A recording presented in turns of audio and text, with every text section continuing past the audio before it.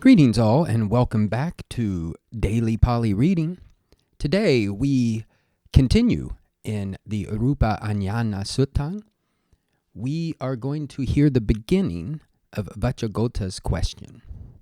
Our passage, Ko nu ko bo Gautama hetu ko pachayo yan imani aneka vihitani ditthi loke uppajjanti. Sir Gautama, what is the cause, what is the reason why these various speculative views arise in the world? So keep in mind, Vacchagotta is addressing his question to the Buddha, and he's using the Buddha's family name of Gautama. Notice in Pali, this vocative is not placed first in the sentence. In English, we can, and it might be easier for us just to start the translation with Sir Gautama. This bo is a polite form of address, but it's not a form of address that, say, the Buddha's monks would use. They might use badante, bante. So we can tell that Vacchagotta holds the Buddha in some esteem, but he isn't one of the Buddha's monks. So, Master Gautama, then we have the question, ko nu ko hetu. So ko is an interrogative pronoun, and we have to jump over some words. It is going with hetu. And then in between, of course, we have our vocative, and we also have nu ko. Now, nu is a particle that can transform a statement into an interrogative. Here it's already an interrogative, so nu ko we could take as just emphatic. What really is? And so we should say ko is going with hetu. We have to understand some form of the verb to be. So this is a nominal sentence. What is the cause? What really is the cause? Hetu meaning cause, reason, condition. And then ko pachayo. Now pachayo is almost a synonym with hetu. We might wonder, why would you ask the same thing twice? One reason might just be that language and communication tends to involve some redundancy. So Vacchagotta doesn't want to, he wants to be as clear as possible, so he says this twice, repeating himself so as to be clear. Now, pachayo will show up in the paticca samuppada, and it's in a formula like avidya pachaya sankhara. On account of ignorance, the formations exist or arise. So this is the beginning of the question. Vacchagotta says, what's the reason? What's the cause? And now notice we have this yan imani. Now really, this is yani and imani. Yani is the relative pronoun. It is neuter plural, accusative, or nominative. We wouldn't know just by seeing the form. And this holds true of imani as well. Imani is a demonstrative pronoun, so also neuter. And imani, when we look at the whole sentence, we don't know, again, from the form, it could be nominative or accusative. But when we look at the entire rest of this sentence, imani aneka vihitani ditthi loke uppajjanti. Now, it's a good idea to look for a verb, and when we find our verb, it is uppajjanti. And this is third person plural, present active indicative. So we know that the subject of the verb, if it's expressed, should be plural. And then we can take that information and look at something like imani and think, well, there might be a good chance that it is nominative plural, neuter nominative plural. These aneka vihitani.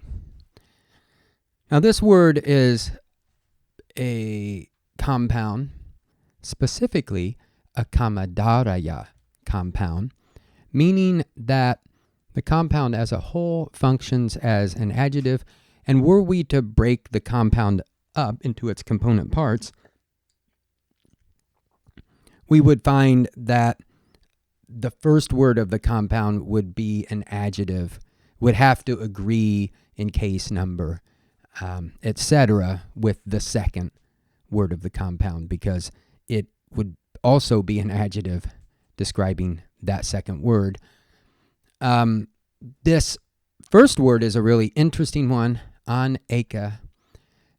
It really comes from not. Of course, this is in Greek, they call it the alpha privative, when you add the to the beginning of a word, like asymmetric or amoral, just converting it into its opposite. When it happens before a vowel, it has an N, so it's an, and then we have the word eka. So eka is one, together, not one, and then vihita has the meaning of like arranged, appointed, or disposed. So if you wanted to be very literal about this, not one disposition. And it's actually a case in Pali where you can just take it as meaning various. You can almost take it as just aneka, not one, meaning many. Of course, we saw eka a couple passages back, but I would like to point out, if you're familiar with Jainism, one of the main tenets is anekavantavada, or aneka avantavada, not one-sidedness. So, not one disposition, many, various, and then what does that describe? It describes ditti gatani. Now, ditti gatani is another compound, a tapurisa. It's composed of ditti and gatta. Gatta comes from the verb form we know. The present verb form is gacchati, to go. The past participle, gatta. This, of course, comes up in gatte, parasamgatte. This is that gatta. And it means gone. And in this case, it means gone to.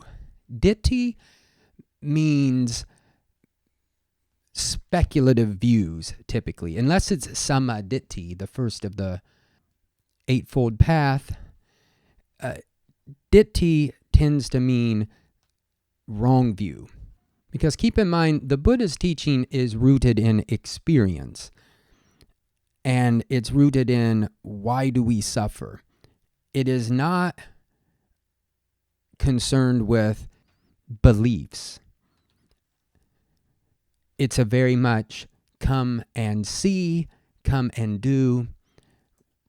In other readings, we'll come across verbs such as abhijanati, sachikaroti, to kind of experience for oneself, to see with one's eyes. This is what the Buddha wants us to accomplish. So viewpoints for the Buddha tend to get in the way. And according to Vacchagotta, he obviously agrees. So he's asking the Buddha these various viewpoints, and then we have uppajanti, arise, and loke is the loka, world. This is locative singular, masculine, locative singular. arise in the world. This is a little metaphoric, obviously. Really, I guess upajanti would mean to be born. That's its most literal meaning, but views, again, this is a metaphoric use.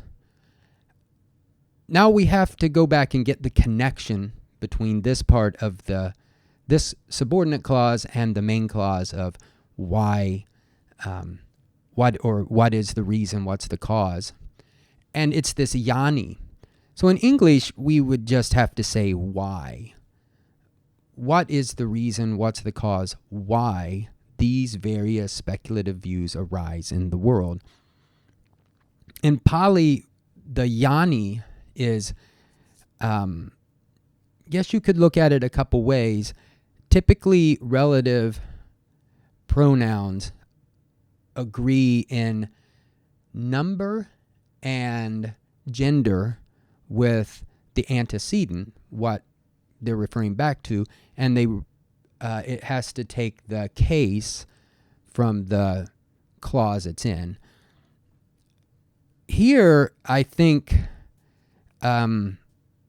it's taking you could say it's taking the number. It's either by attraction because it's close to imani, or it's plural because of hetu and pachayo. So you could treat those as two things. What's the reason and what's the cause? By which, why these various views arise in the world. So we're going to wrap up here for today. Stay tuned. The next part of this question is Vacchagotta enumerating the various speculative views that he just described. Until next time, peace.